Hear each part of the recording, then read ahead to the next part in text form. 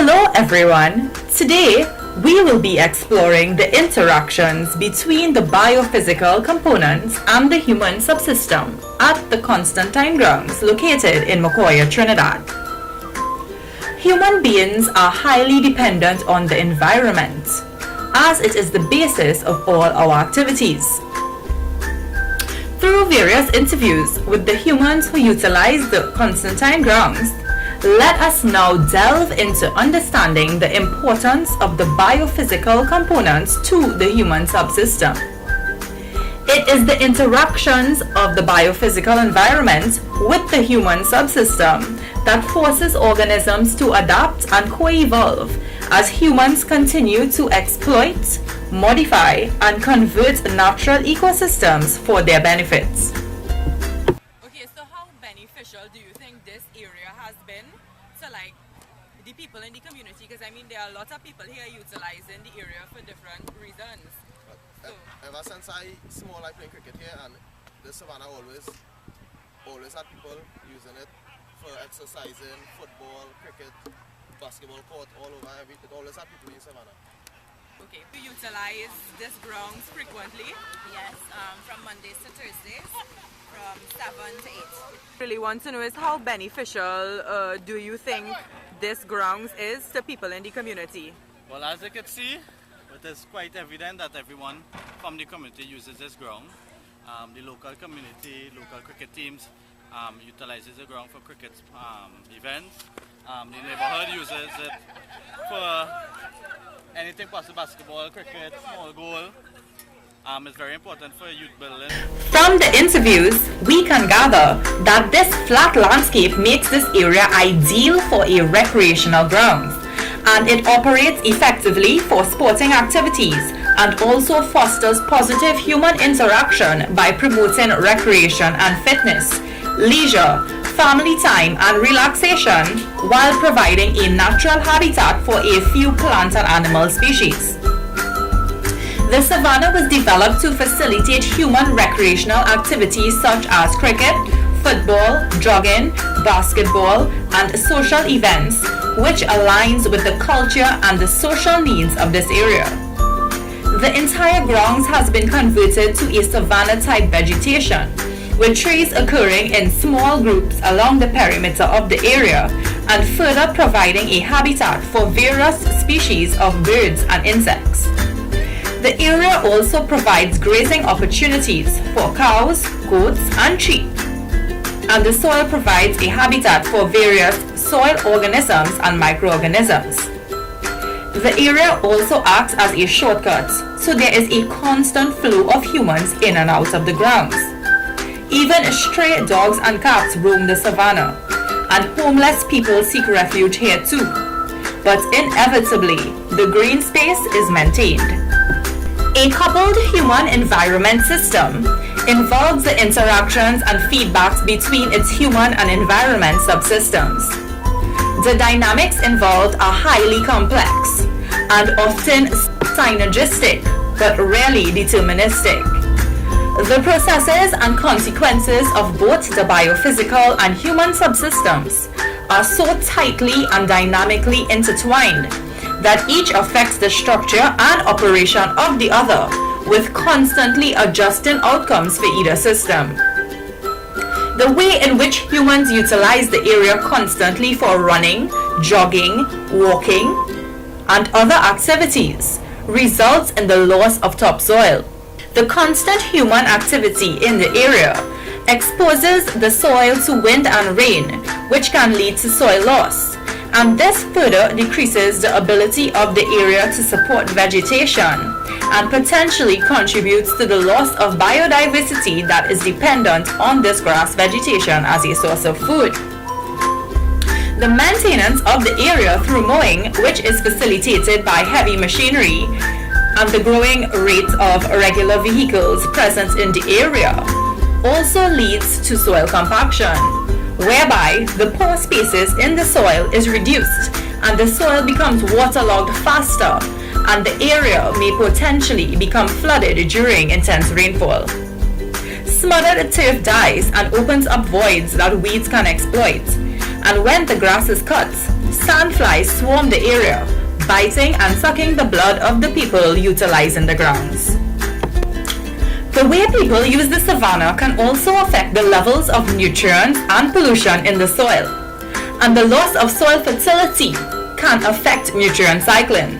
For instance, the decomposers and microorganisms present in the soil produces ammonium, which then undergoes nitrification, where nitrates are the end product that is absorbed by plants and emitted into the atmosphere. If the soil is not fertile, it cannot house these bacteria and fungi, which basically offsets the entire cycling of nitrogen. Soil is only fertile when it can provide plants with the nutrients that they need to grow. Additionally, mammals such as goats, cows, and sheep are sometimes used as a natural means of maintaining the land for human use. However, the grazing of these animals in this area destroys and degrades the habitat and some of the other plant vegetation. For example, goats prefer the woody and leafy stems of some plants.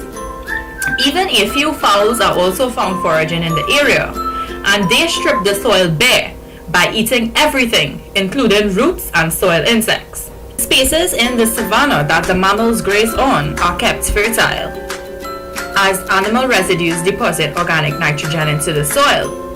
However, the actual act of grazing degrades the habitat, and the deposition of the organic nitrogen into the soil does not compensate for this act. When considered on a broader scale, the savanna provides a foraging area for animals that are used to supply meat and milk to the wider population. Where the basketball and recreational courts are concerned, microhabitats are created in the soil that is under these concrete structures. However, the initial natural vegetation that was cleared from this area for the construction of the courts have resulted in habitat loss for some species. The creation of the pavilion area provides a shelter and seating area for humans to view the sporting activities, and the roof of this same structure provides an abode for large numbers of pigeons who build their nests in this area.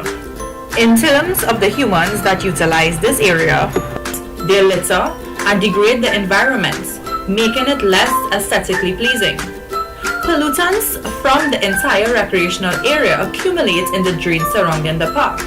For instance, plastic bottles and wrappers can be seen left behind by humans who utilize the grounds, resulting in the clogging of the drains and in unpleasant stenches. This also encourages mosquitoes to thrive and can further cause the transfer of vector-borne diseases such as chikungunya. The homeless persons also defecate in the open area due to the bathroom facilities being locked, and this further degrades the area, making it less suitable for regular human activities. The bathroom facilities are not maintained, and the production of wastewater from the toilets and sinks contain harmful viruses and bacteria that can make people ill. The lack of maintenance also results in an unpleasant scent and lowers the air quality. Despite all these negative interactions that the human subsystem has with the biophysical components in the savanna area, the government has placed various recycling bins and other regular bins on the grounds to encourage positive human interaction with this green space. However, this has done more harm than good, as rats, cockroaches, mosquitoes, and worms also find refuge in these unsanitary environments that are not maintained or cleared regularly, but can potentially lead to the spread of diseases, since these bins are cleared by humans. The overflowing bins are ideal for bacteria to thrive due to the warm and moist environment provided.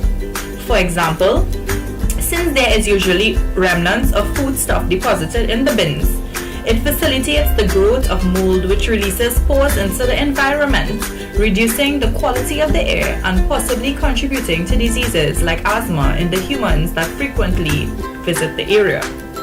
Stray cats and dogs that also find a refuge in the savanna destroy the garbage bags that are in the bins and pull litter out the bins into the savanna, reducing aesthetic value and also causing bacteria to spread throughout the field area to the individuals that may come into contact with the contaminated waste. The car park allows easy access to the courts, but this area is not paved, and there are huge patches of brown within the sparse grass vegetation that covers the entire car park, due to the constant human intervention in the area. The hazardous air pollutants emitted from vehicles decreases the air quality, and these air pollutants and particulate matter from the cars are deposited on the soil and changes the pH of the soil. These pollutants also enter the food chain, adversely affecting the reproductive, respiratory, and immune systems of the organisms foraging and thriving in the area. The stench released also results in an unpleasant pungent odor, filling the air and reducing the air quality. The tall light poles that are clearly visible throughout the park were constructed with the intention of providing light for humans during the night to facilitate their recreational activities.